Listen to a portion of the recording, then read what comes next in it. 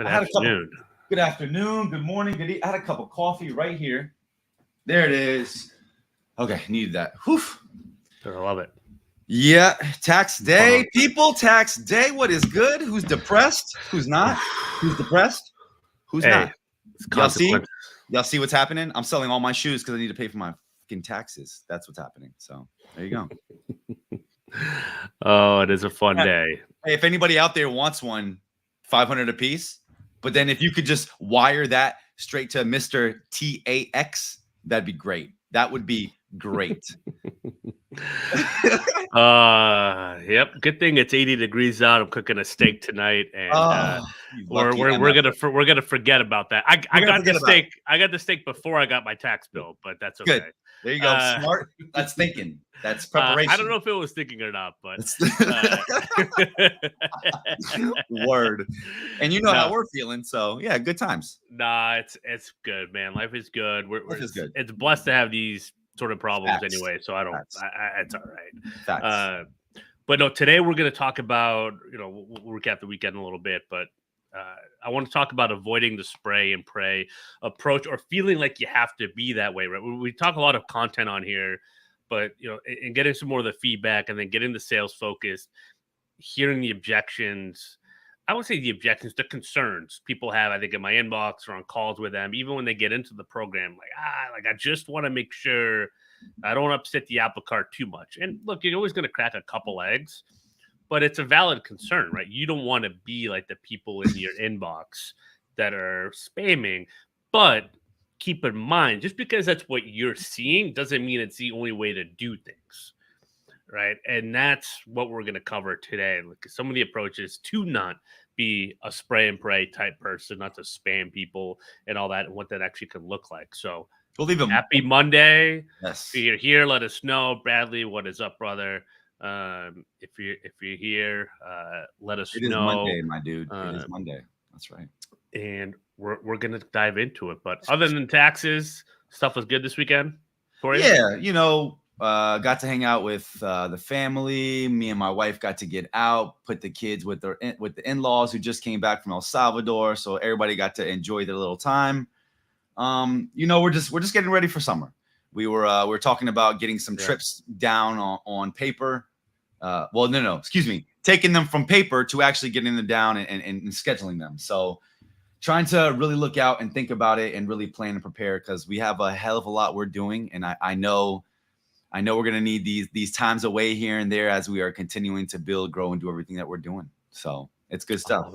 But that's to what you were saying earlier, in terms of spray and pray and kind of just like the steps and approach. And I mean, it's in my inbox every single day. Every single day that I wake up, I see the spray and pray approach.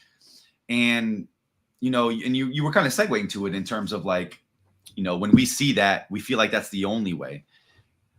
I wonder, like, when you guys see that out there, like when you see those messages in LinkedIn that are, hey, this is what I have and you need to hear about it. How do you feel about that?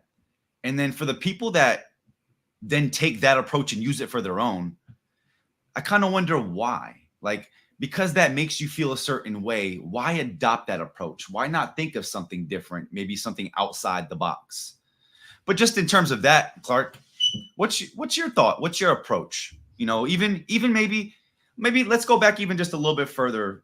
I know it's only a quick show, but when you made your transformation, how did you get to understanding how to approach this particular piece of the puzzle? Yeah, well, I appreciate you saying that. Let's get into it. So, bang. What you kind of talked about in the beginning, poor messaging. It's in our inbox, it's in our email, it's in our text messages.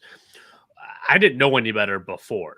And if I hadn't worked at the digital marketing agency I worked at, starting in 2020 on LinkedIn, and I learned a ton from that owner, Steven, taught me kind of the approach with automation and some of the messaging. He had been in SaaS sales and kind of being able to craft his digital messaging technique, because a lot of stuff I was doing was cold call, feet on the ground. And I had learned some tricks of the trade that way, much like a lot of recruiters listening to this have as well. But digital is different, because digital I mean, you always have to be cognizant of what your market and competitors are doing because that's going to give you the clues and the tells on how hiring managers are going to initially respond to you, right? How they're going to gatekeep you or give you the Heisman, as we've talked about. Ooh, real quick, I want to highlight what you just said because that's actually so important. It's that it gives you a gateway into what other recruiters are doing, not to do what they do, but to pay attention to what they're doing, and then you can change what you're doing based on the feedback you're getting. Because if it's not working, obviously you change it. So I just wanted to. Absolutely. No, you're right. And so part of avoiding the spray and pray is to always pick up on signals and tells. And Exactly. if you're getting in your inbox, your hiring managers are getting it too. So start to Exactly. really think about that, right? Maybe sign up for a couple lists of other recruiting agencies and start to see what you get from them, like the big firms, Yep. maybe the smaller firms or software companies like different ATS tools, right? Don't do it with just like, hey, how does this help my business? But what is the hiring manager or candidate's experience? Right. I remember a couple years ago, I had a post that, hey, a software engineer turned on their open to work and had 114 in-mails in the first 24 hours. Right. So who do you think that engineer responded to? Right. It's good messaging. It's good profile. It's good content. Right. It's really the holistic approach we talk about, although we're just going to talk avoiding spray and pray today. But all that stuff matters. So as I said here, the opportunity isn't zigging when everyone else is zagging. Right. That's what we're getting at here. Be cognizant of that. And the best salespeople, the best people at business development are always doing that. And they're always staying ahead of the game and kind of have their pulse on not just the market, but how their market is receiving other offers and information.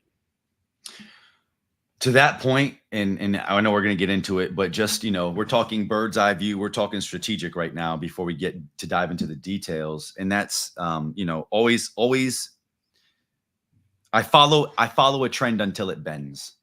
Number one. And then two, I'm always cognizant of what the market is telling me. And I talk about this with investing so much, but if I'm on LinkedIn timeline and everybody's posting the same strategy and it's working, I'm probably the type of person that's thinking, okay, what is everybody not looking at? What's everybody not thinking, right? Because if everybody's doing the same thing, then you want to come off differently, to Clark's point. So from a strategic view, even in your own inbox, look in your own inbox and see the messages you're receiving as well. That could be a clue in as well as to like what's happening on the market. And then just, we'll get into the techniques of how to figure out how to come off differently. But yeah, go ahead. Well, I was just going to say, and look at what doesn't work. But one of the things I didn't put on here, what I want to say is look at what does work. When True. you have bought something, when you have liked the message, jot it down. You've been doing that a lot lately, actually. Yeah, well, for good karma, I respond to people that have great messaging, and I tell them that I appreciate it because I want more of that out there in the ecosystem. But I note it down and I pay attention, and I give credit where credit is due. And if something's inspiring me to take an action, that's a big deal, and I pay attention to it. So don't just look at the negative, right? Which is part of avoiding the spray and pray. Is don't focus on the negative, focus on the positive. What could be. Max Homa, who's I finished second at the Masters yesterday. I read a great quote of his because he does meditation and mindset. He talks about this stuff pretty openly because they were like, "Oh, what were you thinking of Saturday night before going into the final round Sunday?" He's like, you can always think about the negative and what could go wrong, but he's like, I also let myself think about what could go right and the positive. Yeah, and I love that. I love when people start talking that way and say those things, especially at that elite of a level. Because I mean, Sunday golf at the Masters, I mean, that is the pressure to the pressure. It's just you out there. And for him to be able to say that, like, think of what could happen. That's the same thing with outreach, right? Don't be scared to put something out there just because of the negative of what you've seen, right? Search for a good way of doing things and the right way of doing things. Be hungry for that. Go try to find that. And one of the easiest ways to look is what works on you first. You could also ask hiring managers, ask the market, right? Get in the habit of doing that. Sorry, there's something so huge to that. I experienced it last night. That's why I wanna mention it. And it's sports, but it goes to this. Look, I'm nothing special. There was a league game I played last night. I had 37 points, missed the game winner. I went crazy. The game winner, we took a timeout 14 seconds before the game winner. I can assure you, At no point in that moment that I knew I was taking the shot because I'm the nicest one on the court, did I think I wasn't going to make the shot. I think about that when it comes to business. Like really, until maybe a year and a half ago, I used to absolutely come into these situations thinking, how am I not going to F this up? How do I not mess this up? Did you see Keely's comment here? It's like shooting a free throw in basketball if all you think is that. Yeah, exactly. No, facts. Because it's confidence, right? And that's what it is. Because in that moment, I'm confident I'm going to make it. And what does that mean? That means I'm unafraid to make any move on the basketball court to get to the place I want to go, which is where I know I want to go, and then I'm going to shoot my shot. Now, if it doesn't go in, that's okay. But did you hear the approach? Nobody's going to stop me. There's nothing you're going to say to me that's going to get me off my right. There's no defensive position the other defender is going to get. Same on the other side, right? There's no question they're going to have that's going to get you off their game. There's nothing they're going to say, right? Because you're coming in with confidence. You're not coming in at a place of anxiety, at a place of lack thereof. Like, oh my God, what do I have to say? Well, I think it's also earned confidence because you practice every day pretty much. And 100%. So there's a piece of that. And that's what we're going to get into. You have to stay with it, but you also just have to start. Facts. And you have to take that. And it's all right to crack a couple eggs. This is sales. This is business development. Your close rate is never going to be 100%. If it is 100%, your pricing is way off base. Yeah. Right. So remember that, and so how do you avoid it? Well, start with your profile, right? Make sure your profile is a landing page. It's not a resume. It's not a here's everything about me. It's a display your value proposition and be clear to your ICP, which stands for your ideal client profile, right? If you don't know what that is, spend the time to figure that out and to really understand the market, where the revenue opportunities are, right? If you're like for a lot of people that were in tech and SaaS last year, right? They wanted to pivot or they had to pivot, right? If they were doing their normal things. Now, if you had some content involved and all that, there was ways to get business if you were in tech. But if you weren't going to post content, you had to figure out another way, another vertical, right? Figure out the verticals where there's the least amount of friction from what you bring to the table, from the candidate pool, where your services are really needed, what other agencies are doing, right? Figure that out and know how to position yourself as the expert and the authority in your profile. You got 2,600 characters on your about section. Use them. If your headline is too wordy for yourself to read, fix it, right? Like, again, look at invitations that you get. What makes you accept a connection request or not accept one, right? Think about that in terms of the hiring managers. And if you have clients, you've had clients for years, they've told you what made them work with you and keep working with you. So that's where you want to go and kind of leverage your profile first. I'm trying to pull up your profile because I'm like, this is perfect, but we're live, so it's us on your banner. Oh, what yeah, it doesn't let me do it. Yeah, but I wanted to show because I was just about to pull it up. I'm like, why is this all meta? Okay, it is, and I'm looking anyway. I need to stop. I'm killing myself. But what I wanted to show you guys about the profile specifically, and the thing I always talk about, and I talk about with our cohort of recruiters that we help with, is in thinking about it. It's all a call to action. Your landing page is also a message, right? You are saying something to an audience coming, okay? And what you are saying is there's some call to action. There's got to be somewhere they need to go. You have to direct them usually somewhere. It's 100% of what Clark said. You want it to be a landing page that makes sense to your ICP, that client profile that you want. But also, for instance, like in Clark's banner, he tells you to go to his featured section because that's where he wants you to go. And in his featured section, he has somewhere he wants you to go to our course or to some opportunity to work with us, right?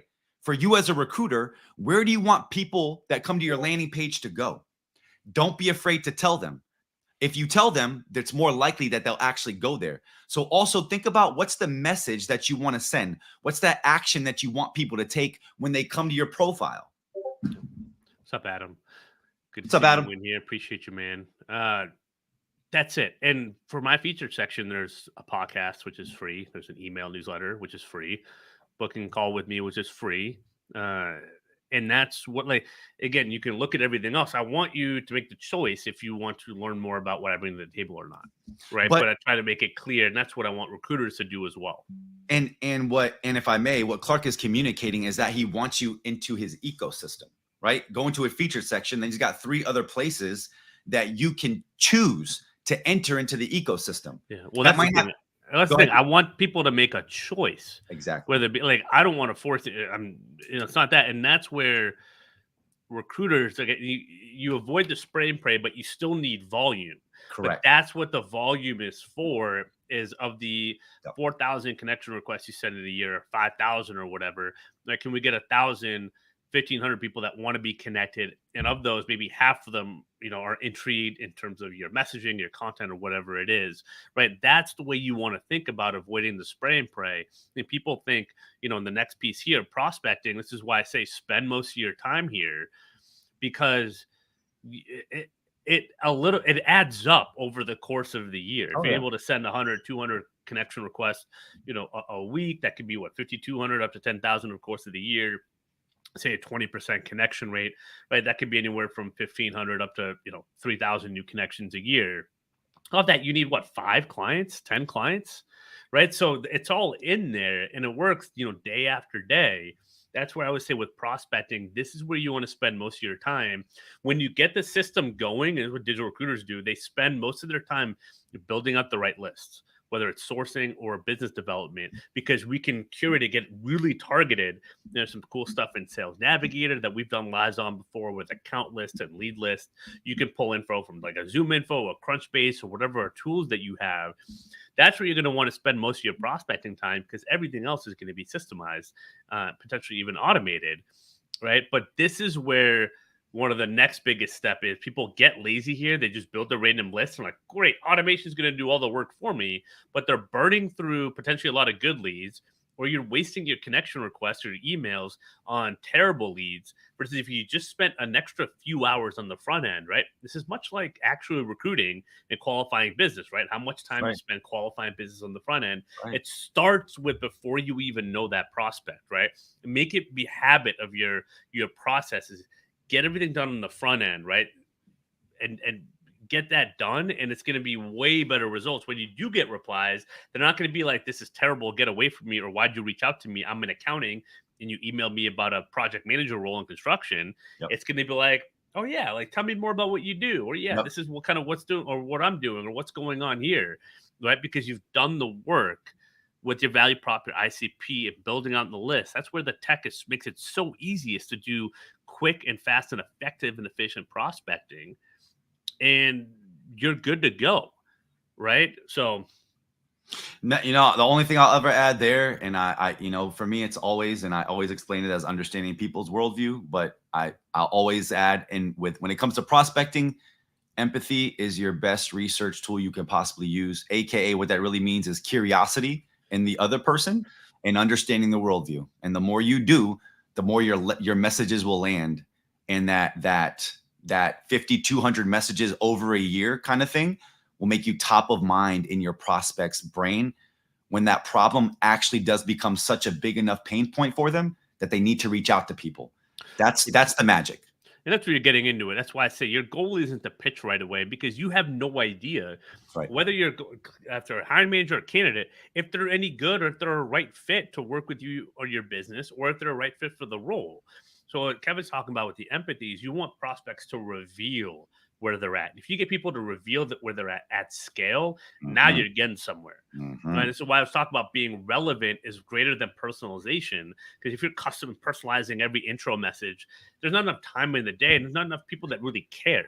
But if you're relevant, if you're a physical therapist recruiter and that director of a clinic can't find physical therapists, well, your profile shows them.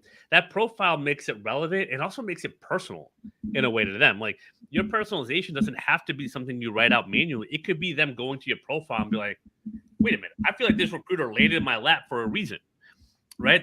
There's different ways to look at personalization, or to think of the result or the effect that you want for personalization. Doesn't mean you just writing out and handcrafted letters or whatever else, or notes to 500 people every week, right? There's so different ways to think about it. To that point right there, you know what I've finally realized? Actually, there's no amount of research I can do to be personal enough that's going to sell you on a message. What I have finally realized, honestly, it's my content that provides context. That is what's going to allow me to be relevant to you. So my message, I could spend hours researching every single person that I want, and it still won't land. That's why I let other pieces of the puzzle work for me. And then that way, like I almost take the pressure off myself on that initial message of feeling like I have to be somebody, because I don't, because I'm going to allow my profile to work for me, my content to work for me. Go ahead. Yeah, no, that's what I said. That's why the people have come in and fixed their profile, like kind of the way we teach them to, have built the right list, right, within their niche, their vertical, and made one post and landed an amazing clients. That's right. And that's why it doesn't have to be 200 pieces of content. It can be one if you figure all this stuff out. Yeah. Right. Then you get even more out of your content. Right. So it's not content for the sake of posting content. Yeah. Right. That's why it's fourth and kind of how we operate things in our Kickstarter program. It's profile, prospecting, automation, messaging, kind of combine those, and then content, because you want to get the system right first, and then content, it could be one post, 5, 10, but you're gonna start getting traction. And so if you ask me, there's prospecting, and then there's our new favorite word, creative prospecting. And what Clark just described as creative prospecting. Yes. That's when you let the whole thing work for, instead of just that one message, you're letting content, the profile, the message, and then time and patience work for you. Yeah, absolutely. And so to go to the next thing, when you have this dialed in, I screenshotted this. Don't apologize. Now, this isn't a straight up apology, but it is. I read it as one. And because I've gotten a million others that are, apologize for blowing. It's an apology. Don't apologize for connecting with me. If you're valuable, you're valuable. If you're valuable to me and my efforts and what I'm trying to steer my companies to, I'm glad you reached out to me. Thank you. Right? Like I've had people who are like, great, like they're probably going to be a vendor that I paid, that I'm glad they reached out to me when they did, because they believed in what they sold. They believed in their value. They believed that I was the right person at the right, ideally, hopefully at the right time. Right. And they didn't apologize for that. Because if you're apologizing for something, I feel like you got something to hide or something's going on. Right. And you just lack all kinds of confidence. I don't believe you. You need more people. Well, if you don't believe yourself. I don't believe you. Exactly. Right? Exactly. And I hate that, because I've been there before. I've been there before. And at that moment, you shouldn't have been confident in me, because I wasn't confident in me, and it showed in my messaging. So if you do any of this stuff, automation, email, just never apologize. And if you don't know what to say, that without an apology, that should be a signal that you need help and support on figuring out your messaging and the outreach and how to do it the right way. So just keep that in mind. And if to that point, if you're going into it feeling like apologetic that you're about to message somebody, you need some guidance in that. You shouldn't at all. Absolutely. So to recap a little bit, to put all this stuff together, keep it simple. Right? If you're building out a sequence, a follow, a view profiles, all you need if they don't connect. If they do connect, don't send any more than 3 messages. If you're doing business development, if it's candidate sourcing, you can maybe go up to that 4th. But any more than that, you're doing too much. And then you're just going to have to win them with content if they don't reply after that 3rd message. You'll also be surprised at how many people do reply after the 3rd message. So stay patient with it. Right? Again, patience is key. I'm going to put that here.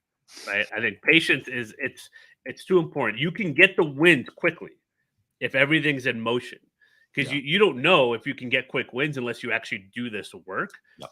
But if you are one of the people that gets a client right away, great. If you're not, it's okay. Keep it going. Sales is about not quitting, right? It's about evolving, iterating, keep with it. Once you have a better way than you're doing now, be grateful for that. Thankful, and be like, okay, what can I get done the rest of this year with this system? The people that struggle are the ones that get strategy hop, right? This works, that works. They don't have the patience, right? Success in sales requires that. It requires that patience of, I know what I'm doing. I'm going to stick with it. And this isn't supposed to be easy. It never was supposed to be easy. Recruiting's always been really hard, and people have made you think that it could be easy. But I will say it might not be easy, but you can make it fun, and you can make it a whole lot less stressful by just approaching things this way, because you're going to stand out and you're going to start getting messages from, hey, I don't reply to any recruiters, but your message stuck out to me, right? Because I know I get that. I know Kevin gets that. The team, the recruiters in our program get that, right? Like, hey, your content, this post, like I love, like I want to see if you can help me find an account, find a tax account, or find a project manager. Happened last week. We're getting those messages, and digital recruiters are getting those messages because they're willing to think differently and approach it. Put the work on the front end to know that it's going to run. And it doesn't mean it's easy, right? If you get stuck with automation or content, that's why there's programs like, R. That's what we do to help expedite your learning curve there. But there is a learning curve. There's an art to this. Well, there's an art to this. This is an art form. This is an art. Like you got to push and pull, pick and choose. Like there's, and patience is an art form. Empathy is an art form. Yeah, it's all learned, but like get the system, get the reps, a market test, put yourself out there and give yourself a chance to win and to win big, right? And this isn't, a lottery ticket or even crypto or anything else like that. This is like you controlling, like you making it happen, right? And then one of the biggest lessons I learned in my life, especially 6 years ago, was I'm trying to outsource my success versus doing what I can to learn how to be more successful and to do the work. And this is this is the single greatest way, if you're a recruiter, to fix this and get this going. It changes the tide. It's right. And if you have fears, figure out, overcome them or get your questions answered, right?